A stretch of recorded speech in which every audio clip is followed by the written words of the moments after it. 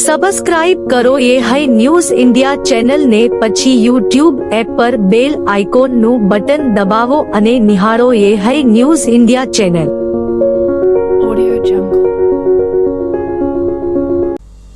બનાસકાંઠા જિલ્લાના વાવ ખાતે સ્ટેટ વિભાગની રાહબરી હેઠળ છેલ્લા 50 વર્ષથી સરકારી વિશ્રામ ગૃહ ચાલતું હતું, જે છેલ્લા 10 વર્ષથી કંડમ જાહેર કરવામાં આવ્યું છે। એટલે કે છેલ્લા 5 વર્ષથી કરોડો રૂપિયાની જગ્યા ભૂતિયા હવેલીની જેમ પડી રહી છે, જેમાં વાવ એ વિધાનસભાનું મુખ્ય મથક એ ભારત પાકિસ્તાન બોર્ડર ઉપર આવેલું છે। જ્યારે ભારત પાકિસ્તાન બોર્ડરની વાત આવે ત્યારે પ્રધાનમંત્રી, મુખ્યમંત્રી, અધિકારીઓને રોકાવા માટે તાજેતરમાં થરાદમાં 3 કરોડ રૂપિયાના રિનોવેશન માટે ગેસ્ટ હાઉસને ફાળવવામાં આવ્યા છે।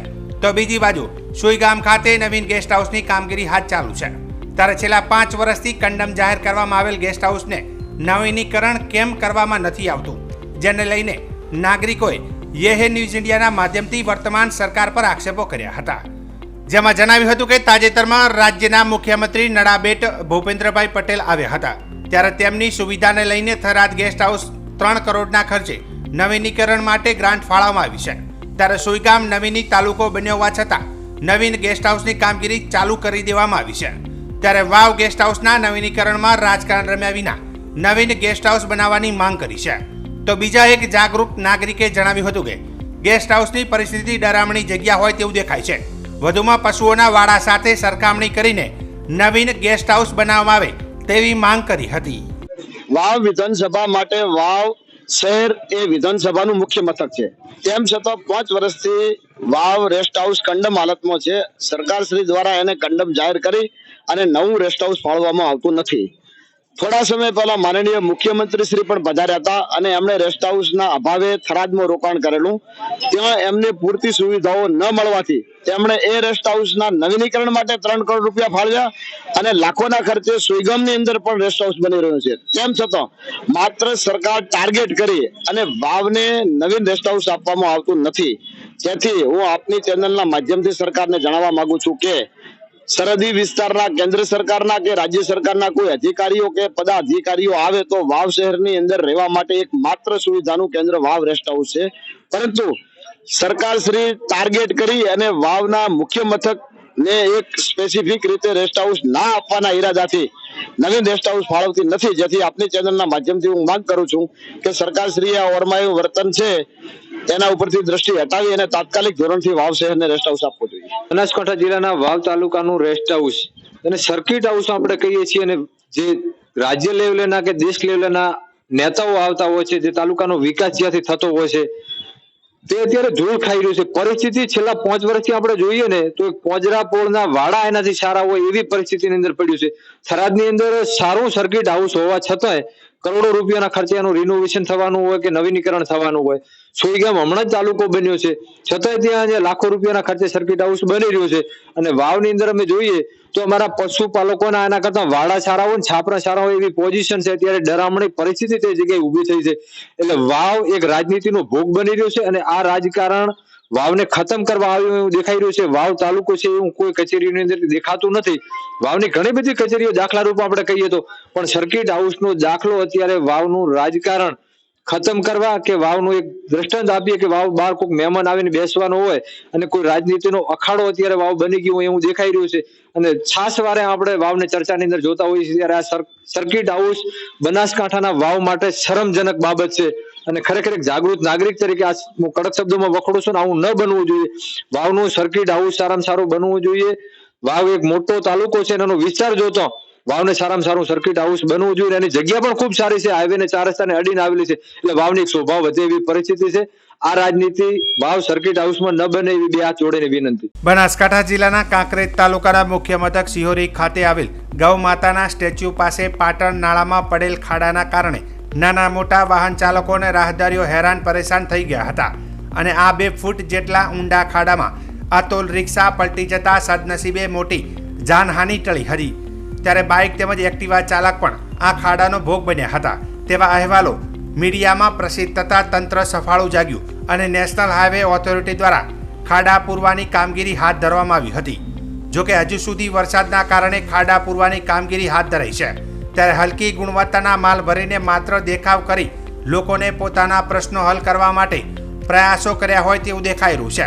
ત્યારે હવે નેશનલ હાઈવે ઓથોરિટીના અધિકારી દ્વારા કાંકરેજ મામલતદારની સૂચનાનું પાલન કરવું એ ખરેખર કેટલું યોગ્ય લાગે છે કે શું આવી હલકી ગુણવત્તાવાળા માલ મટીરિયલમાં લાંબા સમય સુધી ટકી શકે ખરા? એ પણ એક સવાલ છે. જો કે ખેર, માંડ કરીને ઠીકડા કરી ફોર્માલિટી તો કરીને હાલમાં રાબેતા મુજબ ચાલુ થતા વાહન ચાલકોને રાહદારીઓએ હાશકારો અનુભવ્યો હતો.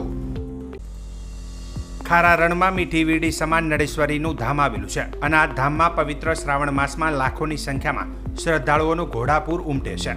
દર્શનાર્થે આવતા દર્શનાર્થીઓને નળેશ્વરી યુવા ગ્રુપ દ્વારા સેવા આપવામાં આવે છે. તેમજ શ્રાવણ માસ દરમિયાન નળેશ્વરી માતાજીના દર્શનને જે યાત્રાળુઓ આવે છે જેમને જમવાની વ્યવસ્થા પણ ત્યાં નળેશ્વરી માતાજીના વિશાળ ભોજનાલયમાં કરવામાં આવે છે. અને ત્યાં છેલ્લા 5 વર્ષથી થરાદ તાલુકાના રાજપૂત સમાજના પ્રમુખ ડીડી રાજપૂત ભોજન પ્રસાદના દાતા રહ્યા છે. અને આ વખતે પણ શ્રાવણ મહિનામાં પણ સમગ્ર શ્રાવણ મહિનાના પોતે દાતા રહ્યા છે. તેમજ શ્રાવણ માસ દરમિયાન લાખથી વધુ શ્રદ્ધાળુઓ માતાજીના દર્શન માટે આવે છે અને ભોજન પ્રસાદ લે છે. તેમજ જે ભોજન પ્રસાદમાં ચોખા, ઘીના લાડુ, શાક, દાળ, ભાત, પૂરી, રોટલી અને છાશની વ્યવસ્થા પણ કરવામાં આવે છે. તેમજ છેલ્લા 5 વર્ષથી ડીડી રાજપૂત ભોજન પ્રસાદના દાતા રહેવાથી નળેશ્વરી માતાજી ટ્રસ્ટ દ્વારા તેમનો આભાર વ્યક્ત કરવામાં આવ્યો હતો. અને તે આવતા તમામ દર્શનાર્થીઓએ પણ સારું અને ચોખ્ખું ભોજન પ્રસાદ લઈને સંતોષ માન્યો હતો. જોકે યે ન્યૂઝ ઇન્ડિયાએ ડીડી રાજપૂત સાથે ટેલિફોનિક વાતચીત કરી હતી અને જણાવ્યું હતું કે નળેશ્વરી માતાજીનું સરહદી રણમાં બિરાજમાન છે. ત્યાં 30 કિલોમીટરના એરિયામાં કોઈ ભોજન પ્રસાદની વ્યવસ્થા પણ નથી. અને શ્રી નળેશ્વરી માતાજી અને પરમ પૂજ્ય સ્વામી સચ્ચિદાનંદ બાપુના આશીર્વાદથી છેલ્લા 5 વર્ષથી જે દર્શનાર્થીઓ માટે ભોજન પ્રસાદ માટેની વ્યવસ્થા કરવાનો જે લાભ મને મળે છે તેનાથી મને આનંદ છે તેમ જણાવ્યું હતું. બનાસકાંઠા જિલ્લાના થરાદ ખાતે શ્રમિક બેરોજગારો ઓટો રિક્ષા ચલાવીને પોતાના પરિવાર માટે રોજગારી મેળવી રહ્યા છે. ત્યારે અમુક બહારથી રિક્ષાઓ થરાદ શહેરમાં પેસેન્જરના સ્વાગમાં ચોર ટોળકીઓ આવતી હોય છે. ત્યારે થરાદ શહેરમાં જણસી વેચવા તેમજ ખરીદી કરવા આવતા મુસાફરોને બેસાડી અલગ અલગ રસ્તાએ લઈ જઈને લૂંટ, ચોરી તેમજ અન્ય પ્રકારના ગુનાઓ આચરી ભાગી જતા હોય છે. જેથી આવી ગુનાહિત પ્રવૃત્તિને અટકાવવા તેમજ રિક્ષામાં મુસાફરી કરતા મુસાફરની સુરક્ષા માટે રિક્ષા એસોસિએશન દ્વારા તાલુકા તેમજ શહેર વિસ્તારમાં ફરતી સ્થાનિક રિક્ષાઓ પર યુનિટ નંબર લગાવવામાં આવ્યો છે. જેથી રિક્ષામાં મુસાફરી કરતા મુસાફરોને યુનિટ નંબર જોઈને રિક્ષામાં મુસાફરી કરે જેથી કોઈપણ બાબતનો ભોગ બને નહીં. જેના માટે એસોસિએશન દ્વારા આ બાબતે પોલીસ મથકે કાર્યક્રમ યોજવામાં આવ્યો હતો. જેમાં PSI CP Chaudhary, R Rathwa PI, traffic police સહિત પોલીસ કર્મચારીઓ તેમજ રિક્ષા ચાલક એસોસિએશન પ્રમુખ ભૂરપુરી ગોસ્વામી, હાજાજી રાજપૂત, દેવરામ મિસ્ત્રી, રિક્ષા ચાલક એસોસિએશનના હોદ્દેદારો સહિત મોટી સંખ્યામાં રિક્ષા ચાલકો ઉપસ્થિત રહ્યા હતા. રિક્ષા ચાલક એસોસિએશનના પ્રમુખ ભૂરપુરી ગોસ્વામીએ તમામ રિક્ષા ચાલકોને જણાવ્યું હતું કે શહેરના રસ્તાઓ પર તેમજ શહેરના વિવિધ રિક્ષા સ્ટેન્ડ પર પાર્ક કરેલ રિક્ષાઓમાં મોટા અવાજે ટેપ વગાડવા તેમજ કોઈપણ પ્રકારનો નશો કરવો નહીં અને મુસાફરો સાથે સભ્યતાથી વર્તન કરવું અને રિક્ષા ચાલક એસોસિએશનને બાંયધરી પત્રક મુજબના નિયમોનું ચુસ્તપણે પાલન કરવાનું રહેશે. જો કોઈ પણ રિક્ષા ચાલક નિયમનો ભંગ કરશે તો તેની સામે કાયદાકીય કાર્યવાહી કરવામાં આવશે. તેના માટે રિક્ષા ચાલક એસોસિએશન જવાબદાર રહેશે નહીં. જેથી દરેક રિક્ષા ચાલક મિત્રોએ પોતાની રિક્ષા ઉપર દિન 10માં યુનિટ નંબર લગાવવો જરૂરી છે. અને જે રિક્ષા પર યુનિટ નંબર નહીં હોય તેવી રિક્ષા ચાલક સામે પોલીસ દ્વારા કાર્યવાહી હાથ ધરવામાં આવશે તેમ જણાવ્યું હતું. થરાદ તાલુકા તેમજ શહેરમાં જે ઓટો રિક્ષાઓ જે મુસાફરોની વર્દી માટે જે ફરતી હોય છે, જેમાં રિક્ષા ચાલક એસોસિએશન તરફથી જે રિક્ષા ઉપર યુનિટ નંબર મારવામાં આવ્યા છે. જેમાં નંબર મારવાનું કારણ એ છે કે ભાઈ જે બજારમાં અન્ય તાલુકાઓમાંથી રિક્ષાઓ જે અહીંયા આવે છે અને ઘણા ગુનાહિત પ્રવૃત્તિઓ પણ કરે છે, જેના માટે થરાદના રિક્ષા ચાલકો પણ ભોગ બનતા હોય છે ખોટી રીતે.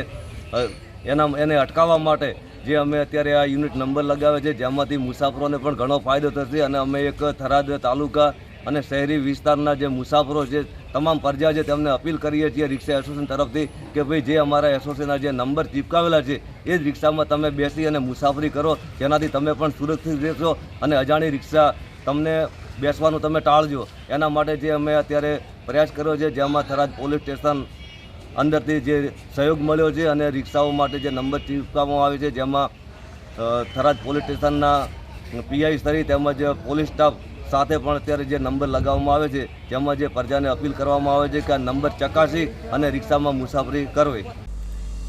બનાસકાંઠા જિલ્લાના થરાદ તાલુકાના કોઠી ગામ મુકામે સાર્વજનિક સ્મશાન ભૂમિમાં વૃક્ષારોપણ કાર્યક્રમ રાખવામાં આવ્યો હતો, જેમાં વિવિધ પ્રકારના 2000 છોડવાઓ રોપવામાં આવ્યા હતા. આસોપાલવ, ગુલમોહર તથા લીમડા તથા સરગવો તથા આમળા તથા નારિયેલના પીપળાના વૃક્ષોનું વાવેતર કરવામાં આવ્યું હતું. આ કાર્યક્રમમાં વિધાનસભાના અધ્યક્ષ શંકરભાઈ ચૌધરી દ્વારા પ્રથમ એક વૃક્ષ વાવીને વૃક્ષારોપણ કાર્યક્રમની શરૂઆત કરવામાં આવી હતી. એક વૃક્ષ માં કે નામ સિમ્બોલ દોરવામાં આવ્યું હતું. આ કાર્યક્રમમાં થરાદ તાલુકાના નાયબ કલેક્ટર તથા તાલુકા વિકાસ અધિકારી કાજલબેન આંબલિયા તથા ફોરેસ્ટ આરએફઓ સેજલબેન ચૌધરી તથા ગામના વડીલ દલાભાઈ પટેલ તથા પૂર્વ સરપંચ રવજીભાઈ પટેલ, સહકારી મંડળીના મંત્રી વનાભાઈ પટેલ તથા ગામના સરપંચ જેડી આસલ તથા શાળાના આચાર્ય તથા ગામના યુવાનો, વડીલો, આંગણવાડીની બહેનો હાજર રહીને કાર્યક્રમને સફળ બનાવ્યો હતો. પટેલ વૈષ્ણવભાઈ નાનજીભાઈ, અમે ગુજરાત રાજ્યના અધ્યક્ષ શંકરભાઈ ચૌધરીના હસ્તે વૃક્ષારોપણનો કાર્યક્રમ રાખેલો હતો. તેમાં બધા ગ્રામજનો, યુવાના મિત્રો, વડીલો બધા સાથે મળી વૃક્ષારોપણનો કાર્યક્રમ કર્યો હતો. એમાં અમે 2000 જેવા વૃક્ષો રોપ્યા છે. અલગ અલગ વિવિધ પ્રકારના વૃક્ષો રોપ્યા છે. આમળા છે, આસોપાલવ, પેપળા, લેબુડી, બોરસલી, અલગ અલગ પ્રકારના વૃક્ષો અને વિવિધ કાર્યક્રમમાં સૌ ગ્રામજનોએ ભાગ લીધો હતો. પટેલે કોઠી ગામ દૂધ ઉત્પાદક સહકારી મંડળીમાં મંત્રી તરીકે છું અને આજ રોજ વૃક્ષારોપણનો કાર્યક્રમ રાખવામાં આવ્યો હતો, જેમાં આપણા ગુજરાત રાજ્યના અધ્યક્ષ શંકરભાઈ ચૌધરી સાહેબ એમના હાથે આ વૃક્ષનું વાવેતર કર્યું અને વિશાળ બગીચો બનાવવામાં આવ્યો છે. એમાં વિવિધ પ્રકારના વૃક્ષો જેવા કે આમળા છે, લીંબુ છે અને આસોપાલવ, લીમડા, ઉંબરો, આ વિવિધ પ્રકારના વૃક્ષોનું રોપણ કરવામાં આવ્યું. ગામે વૃક્ષારોપણનો કાર્યક્રમ રાખેલો હોય ગામજનો અને વડીલો અને માનનીય શ્રી શંકરભાઈ સાહેબે આ વૃક્ષારોપણનું ઉંબરાનું પોતાના હાથે રાખેલ હતું. બીજા ગામના વડીલો, યુવાન મિત્રો અને બધાના હાથે એક વૃક્ષ વાવી અને વૃક્ષો રોપણનું સ્મશાન ભૂમિમાં વૃક્ષો વાવવાનું કામગીરી કરેલ હોય. કામગીરીમાં વિવિધ પ્રકારના વૃક્ષો હોય અને સરસ રીતે કામ થયેલો હોય. એક જાતનું જંગલ જેવું વાતાવરણ ઊભું થાય એ રીતનું કર્યું છે અને વાવ્યા પછી એનો ઉછેર અને બીજું બધું ગામ લોકો અને યુવાનો ખાસ કરીને એમાં ભાગ લે છે અને બધા થઈ અને આ વૃક્ષોને મોટા કરી અને એક મોટું જંગલ રૂપે બનાવવાનું રહેશે. મારું નામ છે રવજીભાઈ ખેમાભાઈ પટેલ. બનાસકાંઠા જિલ્લાના ધાનેરામાં જ્યાં સુધી ભયંકર રોગ મહામારી ફાટી નહીં નીકળે ત્યાં સુધી નગરપાલિકાના પેટનું પાણી હલે તેમ લાગતું નથી. ધીમે ધીમે ચાંદીપુરમ વાયરસ રોગ ધીમે ધીમે પ્રસરી રહ્યો છે. ત્યારે ધાનેરામાં બેઠેલા સત્તાધીશો ગમે તેટલા સમાચારો પ્રસિદ્ધ કરવામાં આવવા છતાં પણ તેમના પેટનું પાણી હલતું નથી. ધાનેરામાં રોડ પર ભયંકર ખાડાઓ પડેલ હોવાથી ખાડાઓ વરસાદના પાણીથી ભરાઈ રહ્યા છે. જે પડેલ પાણીની અંદર મચ્છરોનો ઉપદ્રવ ફાટી નીકળશે તો નવાઈ નથી. જો કે બીજી બાજુ ધાનેરા રેફરલ હોસ્પિટલ ખાતે પણ આગળ અને પાછળના ભાગમાં પાણી ભરેલું જોવા મળે છે અને તેના ઉપર કેટલાય મચ્છરો જોવા મળ્યા હતા. આમ રોગને આમંત્રણ આપવાનું કામ ધાનેરા નગરપાલિકા કરી રહી છે તેવું લાગી રહ્યું છે. ધાનેરામાં જોઈએ એટલી દવાનો છંટકાવ કરવામાં આવ્યો નથી તો ધાનેરામાં પોપાભાઈનું રાજ કેટલા દિવસ ચાલશે? આ બાબતે ધાનેરા ધારાસભ્ય તેમજ મામલતદાર ધણી વગરના ધાનેરાનું ધ્યાન આપે તે જરૂરી છે.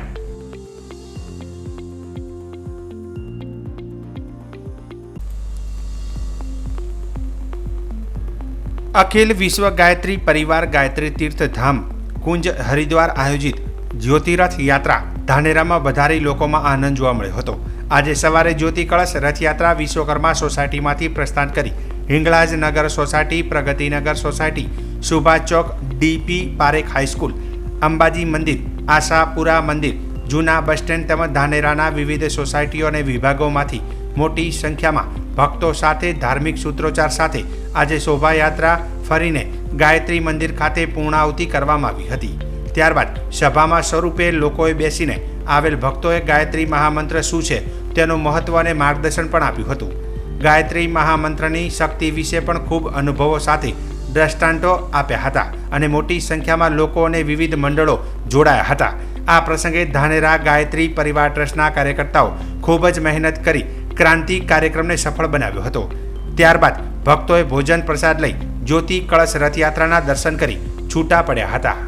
બનાસકાંઠા જિલ્લાના અમીરગઢ તાલુકાના અંતરિયાળ વિસ્તારમાં આવેલ વિરમપુર પ્રમુખ વિદ્યાલય ખાતે 6 જ્યોતિર્લિંગની સ્થાપના કરવામાં આવી છે, જેમાં શાળાએ અભ્યાસ કરવા આવતા બાળકો આ 6 જ્યોતિર્લિંગની પૂજા અર્ચના કરી અભ્યાસ કરે છે.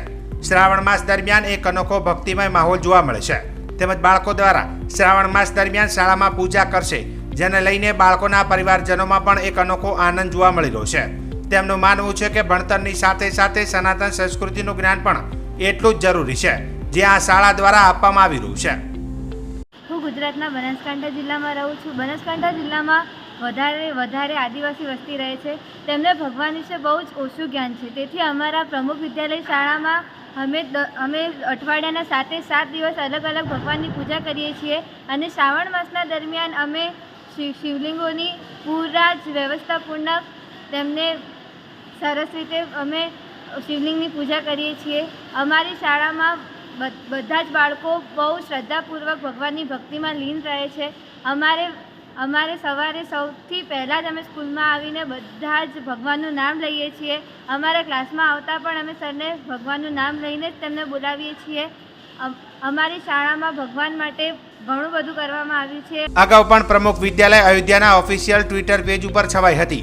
રામ મંદિરના ઉદ્ઘાટન સમયે આ શાળાએ હાજરી પૂરતી વખતે જય શ્રી રામ બોલાવીને પહેલ શરૂ કરી હતી, જેને દેશવાસીઓએ બિરદાવી હતી. અયોધ્યા મંદિરના ઓફિશિયલ ટ્વિટર પેજ ઉપર તેના વિડીયોને શેર કરવામાં આવ્યા હતા. આ શાળામાં સતત 12 માસ ભગવાનની પૂજા કરવામાં આવે છે અને વાર તહેવારે અનેકો પ્રોગ્રામ પણ કરવામાં આવે છે, જેને લઈને શાળામાં અભ્યાસ કરતા બાળકોને સનાતન ધર્મનું જ્ઞાન અને ભગવાનની પૂજા આમ બંને લાભ મળતા રહેશે. બનાસકાંઠા જિલ્લાના આંતરિક વિસ્તારમાં અમારી પ્રમુખ વિદ્યાલય શાળા આવેલી છે.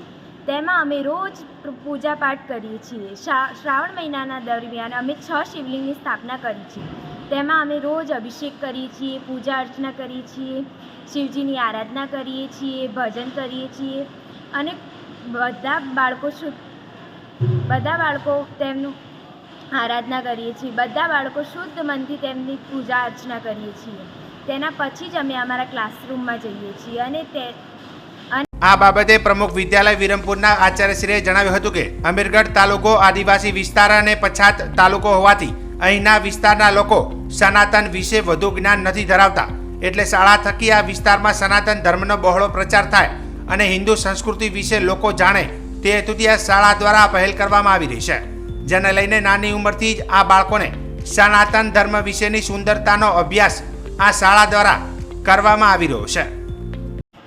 બનાસકાંઠા જિલ્લાના અમીરગઢ તાલુકામાં વિરમપુર ખાતે પ્રમુખ વિદ્યાલય આવેલી છે. આ વિદ્યાલયમાં ગરીબ અને મધ્યમ વર્ગના બાળકો અભ્યાસ કરે છે, જે સનાતન ધર્મથી ખૂબ જ વેગળા છે, વંચિત રહેલા છે, જેમને સંસ્કૃતિનું જ્ઞાન મળે એ હેતુથી 7 દિવસ અલગ અલગ દેવી દેવતાઓની આરાધના સ્વરૂપે આરતી, ધૂન, પ્રાર્થના, સ્તુતિ વગેરે કરવામાં આવે છે. આજે શ્રાવણ માસ છે, તો શ્રાવણ માસના સમગ્ર મહિના દરમિયાન બાળકોને શિવ પૂજા, શિવ આરાધના, સ્તુતિ વગેરે દ્વારા બાળકોમાં સાંસ્કૃતિક અને ધાર્મિક જ્ઞાન પ્રસરે એવા હેતુથી આ બધા પ્રયત્નો કરી રહ્યા છીએ, જેની શુભ શરૂઆત બાળકોના શિક્ષણની શુભ શરૂઆત ધાર્મિક વિધિ વિધાનથી જ કરવામાં આવે છે. આ ધાર્મિક વિધિ વિધાન કર્યા બાદ જ શિક્ષણની શુભ શરૂઆત કરવામાં આવે છે. વિરમપુરમાં આવેલી પ્રમુખ વિદ્યાલયમાં શિક્ષણની સાથે સાથે સનાતન ધર્મની જાગૃતતા માટે સમગ્ર વિસ્તારમાં એક નામના ધરાવે છે. અહીંના બાળકો ભણતરની સાથે સાથે સંસ્કૃતિનું પણ જ્ઞાન લઈ રહ્યા છે. શાળાનું માનવું છે કે આ બાળકોને જો ધર્મ અને ભગવાનથી હાલથી જ જોડવામાં આવશે તો તપ જીવનભર તે તેમના દિલમાં અને દિમાગમાં રહેશે. બુટલેગરો દ્વારા અવનવા કિમિયા અજમાવીને ગુજરાતમાં દારૂ ઘુસાડવાના પ્રયત્નો કરી રહ્યા છે, ત્યારે અમીરગઢ પોલીસની બાજ નજરે લઈ બુટલેગરો વિદેશી દારૂ લઈ ગુજરાતમાં ઘૂસે તે પહેલા ગુજરાત બોર્ડર ઉપર ઝડપાઈ જતા હોય છે. ત્યારે અમીરગઢ ગુજરાત બોર્ડર ચેકપોસ્ટ પર અમીરગઢ પોલીસની ચેકિંગ દરમિયાન પોલીસે આઈસા ટ્રક ચેક કરતા ટ્રકમાંથી વિદેશી દારૂની પેટી નંગ 400, બોટલ નંગ 4800 વિદેશી દારૂ કિંમત ₹20,38,000નો વિદેશી દારૂ તેમજ ટ્રક સહિત મુદ્દામાલ કિંમત ₹36,41,000ના મુદ્દામાલ સાથે રાજસ્થાનના સિરોહી જિલ્લાના શિવગંજ તાલુકાના મજાદર ગામના હસનકુમાર વીરારામ વક્તારામ દેવાસીને પોલીસે અટકાયત કરી કાયદેસરની કાર્યવાહી હાથ ધરી હતી. બનાસકાંઠા જિલ્લાના અમીરગઢ તાલુકાના ઇકબાલગઢ ગામે આવેલ ગંજ બજાર ખાતે તાલુકા ભારતીય કિસાન સંઘની બેઠક યોજાઈ હતી, જેમાં નવીન કમિટીની રચના કરી પ્રમુખ તેમજ સભ્યોની નિમણૂક કરવામાં આવી હતી. ત્યારબાદ ભારતીય કિસાન સંઘ દ્વારા લોકોના સુખાકારી માટે જુદા જુદા પ્રશ્નોની ચર્ચા વિચારણા કરી લોકોના પ્રશ્નોનું નિવારણ લાવવા માટે ચર્ચા વિચારણા કરવામાં આવી હતી. લોકોની સુખાકારી બાબતના પ્રશ્નો બાબતે રાજસ્થાનના આબુ રોડ પાસે આવેલ રીકોમાં આવેલ ફેક્ટરીમાંથી નીકળતા કેમિકલ ઝેરી પ્રવાહીના પાણીની બનાસ નદીમાં તેમજ ભૂગર્ભમાં નિકાલ કરવામાં આવી રહ્યો છે, તેને બંધ કરાવવા બાબતે રજૂઆત કરવામાં આવશે. તેમજ બનાસ નદીમાંથી ભૂમાફિયાઓ દ્વારા રેતી ચોરી કરી વેપાર કરવામાં આવી રહ્યો છે તે અટકાવવા બાબતે રજૂઆત કરવામાં આવશે. તેમજ જમીન બાબતે અગાઉ પડેલ રીસર્વે બાબતે તેમજ અમીરગઢ તાલુકાના વાહન ચાલકોને ખેમાણા પાસે આવેલ ટોલ ટેક્સ ફ્રી કરવા બાબતે રજૂઆત કરવામાં આવશે, તેની ચર્ચા વિચારણા કરવામાં આવી હતી. અમીરગઢ તાલુકાની બેઠક મળી, તેમાં સર્વાનુમંત્રી, પ્રમુખ, મંત્રી, ઉપપ્રમુખ અને સહમંત્રીની વરણી કરવામાં આવી. ખૂબ સારા વાતાવરણમાં અને મોટી સંખ્યામાં ખેડૂતોની ઉપસ્થિતિ રહી. સાથે સાથે 3 વર્ષમાં જે કામગીરી થઈ એના લેખાજોખા થયા. ભારતીય કિસાન સંઘના રજૂઆતોથી ખેડૂતોના વિવિધ પ્રશ્નોને નિકાલ થયો છે, ઘણા બધા કામો થયા છે અને ખૂબ મોટો ખેડૂતોને ફાયદો થયો છે. પરંતુ હજી સુધી પણ આ વિસ્તારમાં ઘણા કામો બાકી છે. ઘણા બધા લોકોના સ્વાર્થને લીધે ખેડૂતો પીડાય છે. જેવા કે આબુ રોડમાં રીકો જે છે એ રીકો દ્વારા જે કેમિકલ દ્વારાની ફેક્ટરીઓ છે એ કેમિકલની ફેક્ટરીઓ નદીમાં પાણીમાં આવે છે, એમાં પણ ખૂબ મોટું નુકસાન કરે છે. અને ત્યાં જે ભૂગર્ભમાં ઉતારવામાં આવે છે એનું પણ એ રીકો પછીના જે અમીરગઢના ખેડૂતો છે ત્યાં ખૂબ મોટું ખેડૂતોને નુકસાન પડે છે. એના માટે પણ આવનાર સમયમાં ઉગ્ર રજૂઆત કરવાના છીએ. અમીરગઢમાં જે ચેકડેમ બનવાનો છે એ પણ ઝડપી પ્રક્રિયા એની પૂરી થાય એના માટે પણ આવનાર સમયમાં રજૂઆત કરવાના છીએ. એના સિવાય જે ભૂમાફિયાઓ અહીંયાથી બહાર માટી લઈ જાય છે એ અહીંના લોકોને, સ્થાનિક લોકોને ખૂબ એનાથી તકલીફ પડે છે, રસ્તાઓ બિસ્માર થઈ જાય છે. એવી પરિસ્થિતિમાં આ ભૂમાફિયાઓની જે માટી લઈ જાય છે તે બંધ થાય એના માટે પણ રજૂઆત કરવાના છીએ. એના સિવાય રીસર્વેના પ્રશ્નો હોય, વીજળીના થાંભલાના પ્રશ્નો હોય, ટોલ નાકાના પ્રશ્નો હોય, આવા દરેક પ્રશ્નો ઉપર આવનાર સમયમાં નવી કમિટી ખેડૂતોને સાથે લઈ ખૂબ મોટી સંખ્યામાં રજૂઆતો કરી અને પ્રશ્નોનું સોલ્યુશન કરવા કટિબદ્ધ થઈ છે. અસ્તુ ભારત માતા કી જય. તમે જે રેતી કહી રહ્યા છો, રેતી કે બજરી? જે અહીંયા રેતી લઈ જાય છે અને જે બહારના લોકો લઈ જાય છે એ લોકોનો, અહીંના સ્થાનિક લોકોનો વિરોધ છે, એના માટે પણ રજૂઆત કરવાના છે. આપનું શુભ નામ? માવજીભાઈ લો. પટેલ રવજીભાઈ ગંગારામભાઈ, ભારતીય કિસાન સંઘ જિલ્લા ઉપપ્રમુખની જવાબદારી. આજ રોજ તારીખ 6/8/2024ના રોજ સવારે 10 કલાકે અમે આજ રોજ અમીરગઢ તાલુકાને નવી તાલુકા કમિટી નિમણૂક કરી છે. એની અંદરમાં પ્રમુખ શ્રી એ માળી જે ખેતાભાઈ દેવાજી, મંત્રી શ્રી માળી જે અશોકભાઈ શંકરજી, ઉપપ્રમુખ શ્રી મુકેશસિંહ અને સહમંત્રી શ્રી મગનભાઈ આ રીતે કમિટીની નિમણૂક કરી છે. અન્ય સભ્યો બીજા બનાવ્યા છે અને આજરોજ કમિટીને સારી રીતે સંખ્યા થઈ અને કમિટી નિમણૂક થઈ એવી રીતે અમે આજ અભિનંદન પાઠવી છીએ. સબસ્ક્રાઇબ કરો એ હાઈ ન્યૂઝ ઇન્ડિયા ચેનલ ને, પછી યુટ્યુબ એપ પર બેલ આઇકોન નું બટન દબાવો અને નિહાળો એ high news India channel. Audio Jungle.